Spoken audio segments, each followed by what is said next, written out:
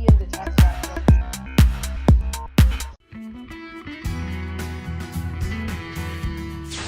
My name is Mike Nesdoly. I am the coordinator for Sustainable Development and Applied Research at Lambton College. Research at Lambton College is mainly technically based, so we do a lot of CPET, a lot of electronic research, mainly energy systems, storage. We do some water research, as well as modeling, some dynamic controls.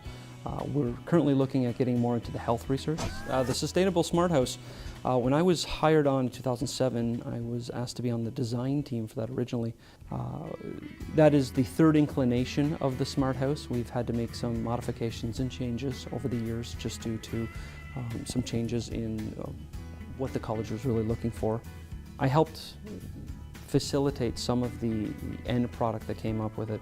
There's a nice little tour package that you can start from the outside of the building, just describing all the alternative approaches to building that you'd be able to find: the green roof, the solar panels, the solar thermal, the mass heating wall. As part of that, I was able to go through and direct some of the documentation on how to present to the public and students and different groups on what they can learn. I mean, we wanted to stay away from part of the engineering component, and instead of having engineers go through, have the students be able to understand what's going on there and have it very hands-on as much as possible and understandable to anybody in the public. The sustainable aspect for project management that I do for the applied research, 4 of the projects that we have ongoing right now are with the alternative energy or alternative-based products. One being the keystone project that we have, the Rexar project, renewable energy and storage and conversion. The idea is that we have solar panels and we're installing a wind turbine, which will then be able to produce power naturally. That power is then transmitted through a number of different processors, controllers. And, the power is then brought into the smart house, and then it's determined, is the load required inside the house?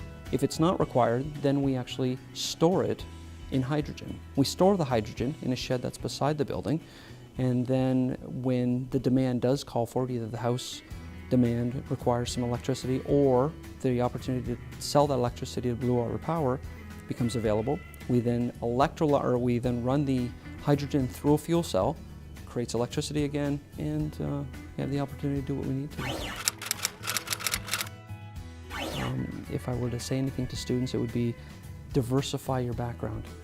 One of the biggest things I can say from not only my experience, but a lot of people that I work with, the diversity of background is one of the biggest advantages you can have. But the greater diversity from business to economics to engineering to arts to history, all these things play very, very well to obtaining a career not only that you'll enjoy, but you'll be able to flourish in.